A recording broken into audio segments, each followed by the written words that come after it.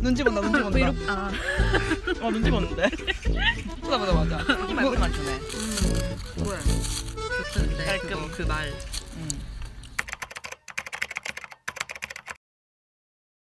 안녕하세요.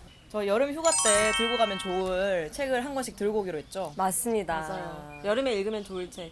여름 이제 휴가도 다가오고 여러분들이 여름에 특히 이 책을 읽으면 좋다라고 할 만한 것들 저희가 엄선해서 한 권씩 이제 가져와서 소개를 해드리려고 합니다.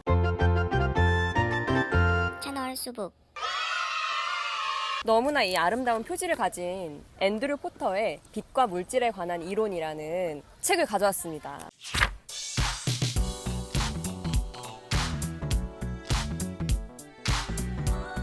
원래 다른 출판사에서 먼저 몇 년 전에 나왔었는데 문학동네 출판사에서 최근에 다시 출간이 됐어요. 같은 책인데. 저 그 표지가 너무 아쉬웠어요. 그 예전 책의 표지가. 예, 저도요. 저도 가로등. 가로등 그, 있고 뭔가 그 어떤 흰색의 파울로 코엘료 옛날 책 맞아 같은 맞아. 연금술사. 그런 느낌의 되게 몇 년 전에 그런 지점이 됐죠. 읽으셨죠. 그쵸. 그러니까 그때 제가 김영하 작가 때문에 읽었어요.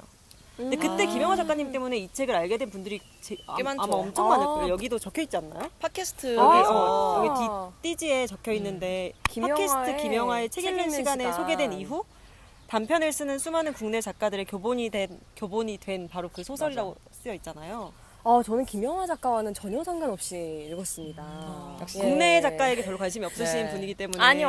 외국 작가 김영하 매니아. 김영하 작가가 팟캐스트 하는 건 알고 있었지만 그것과 무관하게 그냥 찾아서 읽었다. 나는 먼저 알았다. 나는 그쵸. 김영하보다 먼저 알았다는 어떤 어필. 그렇죠. 알겠습니다. 소설집이고요.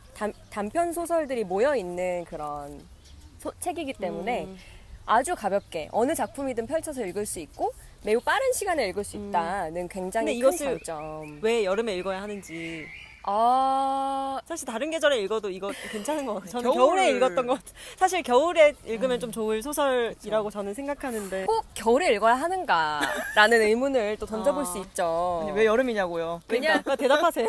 왜냐면 일단 그 말씀하신 대로 빛과 물질에 관한 이론이라는 단편에서는 그 첫 문장이 로버트가 나에게 말을 걸어온 것은 가을 학기가 끝날 무렵이었다. 그러니까 겨울이네. 라고 하기 때문에 겨울이죠. 하지만 여름에 이게 더울 때 우리가 또 겨울을 또 느끼고 싶잖아요. 예, 짱 예뻐요. 일단 책이 책은 예쁘고 정말 예쁜 것 같아요. 신간입니다. 신간이라서 이게 또 따끈따끈하죠. 네.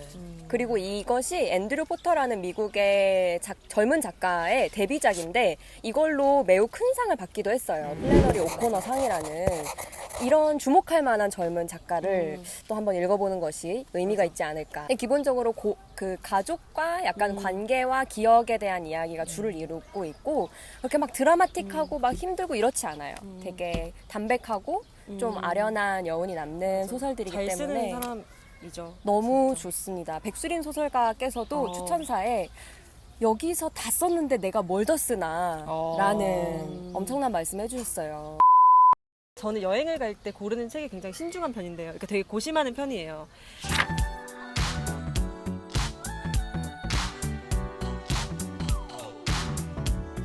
근데 여행지에서 읽는 책이 사실 너무 장편이거나 이러면 호흡을 끊기가 좀 힘들단 말이지. 그쵸. 그래서 호흡을 빨리 끊을 수 있는 단편 소설을 읽는다던가 이런 에세이를 읽는 것이 좋은데요. 이거는 김영하 작가가 여태까지 살면서 했던 여행에 대한 이야기들이에요.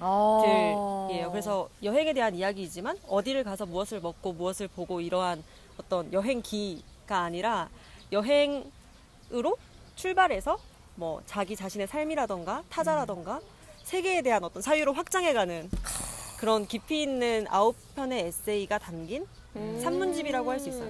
한 편당 어떤 에세이의 길이가 짧지는 않은데요. 문장 단위의 어떤 호흡이 짧아서 중간중간 이동하면서 읽기에 굉장히 좋을 것 같다는 생각이 들어요. 또 여행을 가고 싶더라고요. 이거 읽다 보니까. 맞아, 여행 가고 싶게 만드는 책이긴 한 것 같아요. 그리고 실패하는 여행에 대해서 조금 관대한 마음을 가지게 되는 그런 면이 있었어. 작가님이 이제 뒤에 얘기하는데 여행을 떠날 때 삶에 대한 통제력을 내가 다시금 얻게 되는 그런 느낌이 든다고 하셨거든요. 근데 그게 되게 공감이 됐던 게 그러니까 회사를 다니고 평소에 이렇게 잘 지내다가 너무 지겨워. 여기서 이 지긋지긋한 것에서 벗어나고 싶어 이럴 때 일상에서 잠시 내가 떨어져서 여행을 가는 것인데 그 여행을 감으로써 일상에서는 내가 통제할 수 없게 그런 에어컨이 고장나고 아저씨가 오면 내가 집에 있어야 하고 이런 통제할 수 없는 일들이 일어나는데 비행기를 타는 순간부터 나의 여정이나 나의 시간이나 이런 것들을 내가 원하는 방식으로 통제할 수 있는 거잖아요. 그래서 그 말이 되게 인상 깊더라고요. 그래서 뭔가 내가 삶의 주인인 것 같은 느낌이 그때야 비로소 든다고 하시면서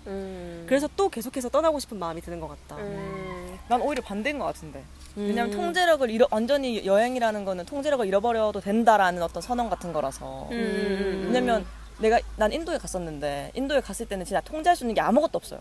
왜냐면 기차도 늦게 오고 비행기도 늦게 오고 모든 게 다 늦게 와. 길도 잃어버리고 막 지도도 없고 그래요. 근데 그런 상황에서 그런 두려움, 그러니까 길을 잃어버릴 수도 있다는 두려움을 좀 내려놓고 잃어버리는 것까지도 여행이니까 뭔가 좀 놓게 되는 것 같아요. 그래서 그게 좀 더 자유로움을 주는? 일상에서는 그게 실수였는데 가게 돼서 여행을 가서 하는 실수는 실수가 아니라 여행의 일부가 되니까 약간 좀 관대해지는 거지.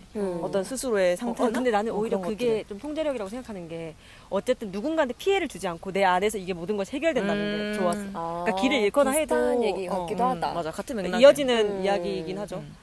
저도 그런 뭔가 남들의 시선이나 그런 뭔가 하여튼 신경 쓸 게 많은 이 나의 일상생활 반경을 떠나는 것 자체가 주는 자유로움을 되게 좋아하는 것 같긴 해요. 맞아. 그게 통제력을 잃는 걸 수도 있고 가지는 걸 어떻게 수도 보면 있고. 나의 딱 주체성, 뭔가 주인의식을 다시 갖게 되는 걸 수도 있고 그런데 그렇지. 그냥 그 탁 트이는 그 느낌이 되게 좋죠. 옷 어딜 입는 가나. 것만 해도 좀 다르지. 그러니까 내가 눈치를 뭔가 알아보고 좀 달라지는 눈치 안 느낌이 보시는 것 들고. 같은데. 아, 저 눈치를 엄청 봐요. 그래요. 갇혀 있어요, 거의 유교에.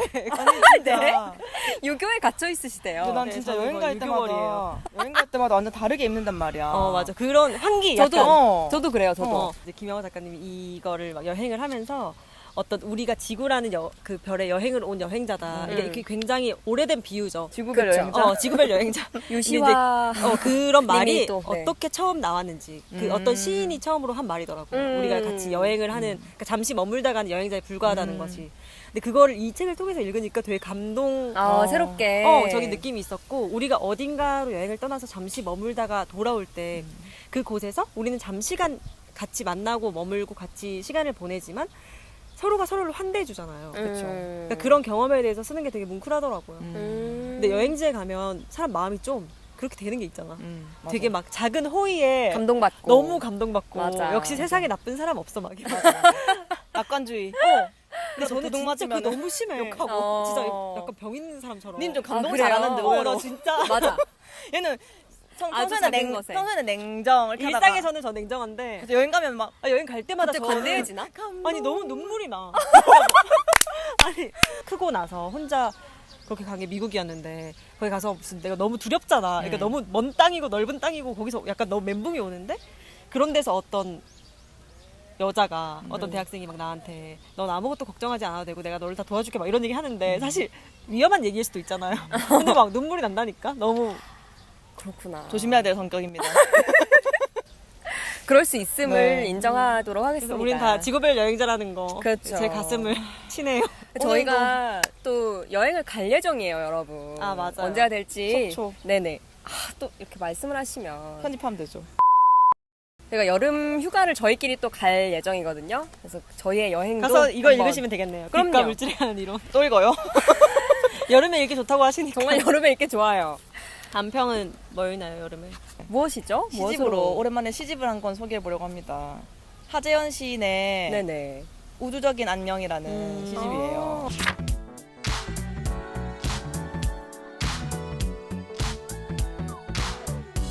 근데 되게 색깔이 여름 같다. 그쵸? 그러게.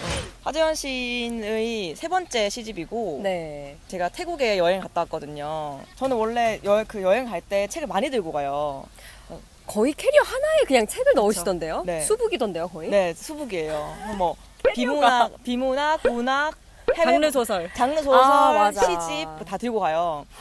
근데 충격. 이제 제일 좋았어요, 이게. 시집 같은 경우는 이제 단어들이 많고 그런 어떤 맥락이나 어떤 분위기 같은 게 만들어지잖아요. 근데 그게 그 특수한 상황, 내가 간 여행지의 어떤 느낌과 맞닿아서 새로운 어떤 느낌을 만들어내는 것 같아. 그래서 그냥 일상에서 이 책을 읽는 것도 좋지만 가서 읽을 때에 만들어지는 그런 어떤 무드가 아하. 특별하다고 생각을 해서 음. 시집을 들고 가시는 것도 저는 좋은 것 같아요. 그 맞아. 여행지에서 읽은 책은 되게 오래 기억에 남는 것 같아. 맞아. 그 책을 다시 봤을 때 음. 내가 어디 여행 갔을 때 이걸 들고 갔었지 맞아. 이런 생각. 그래서 잘 고르는 게 중요한 것 같아요. 근데 시집을 여행지에 갖고 가면 좋은 이유가 마치 단편집을 가져가면 좋은 것처럼 골라서 읽을 수 있고 자기 그거 좀 다른 것 같아. 그리고 호흡이 정말 너무 짧잖아요. 맞아. 그러니까 아주 수십 개의 시 중에서 당연히 나의 무드에 맞는 시가 하나 정도 있기 맞아, 마련이거든요. 그런 걸 찾기에 되게 안성맞춤이죠. 또 시는 계속 재독할 때마다 뭔가 느낌이 되게 다른 달라요. 장르잖아요. 맞아요. 기분에 따라서 그래서 다르고. 이동하거나 들고 가서 읽을 때 좋은 것 같아요. 음. 가볍기도 하고 여행지에 들고 맞아. 가기. 가벼워서 맞아. 참 좋아요. 평소에 잘 쓰지 않는 과학에 대한 시어나 어떤 우주에 대한 시어들이 어떻게 삶을 이야기하는 데 있어서 스며들어서 호흡을 만들어내는지 그런 것을 느끼고 싶으시다면 하재현 시인의 새 시집을 추천합니다. 아하. 아무튼 참 저는 태국에 갔을 때 이 시집이 되게 좋았어요. 그래서 여러분도 여행 가실 때 꼭 시집을 들고 가시라. 아하. 네. 또 이렇게 각자의 추천을. 네, 강력하게 추천을 드립니다. 그래요. 시집, 소설, 에세이 이렇게 한번 다양하게 소개를 해드려 봤습니다. 저희가. 네. 그렇습니다. 네네. 어떠셨나요? 뭐 댓글로 남겨주셔야죠. 누구한테 물어보는 건지 모르겠지만. 아, 또 저희 셋이 또 나온 게 또 오랜만인 것 같아요. 맞아, 진짜 약간 오랜만 같아. 좀 또 그쵸? 야외 나오니까 또 느낌이 색다르네요. 너무 오늘- 좋아요, 사실. 오늘 35도인 거 아세요? 더워 네, 그 지금 죽겠지만 약간 화상 당할 것 같아 여기. 약간 여기만 여기 노출된 진짜 부분이 너무 뜨거워. 여러분 저희 선크림 이제- 열심히 바르시고요. 그래요. 좀 시원하게 계시고 찬물 샤워 하시고 아이스 음료 네? 드시고 그만 말해요. 예. 저희는 또 다른 영상으로 네. 찾아올게요. 피곤하신가요? 네, 약간 너무 뜨거워서. 안녕. 빨리 안녕하자. 안녕. 여름 화이팅.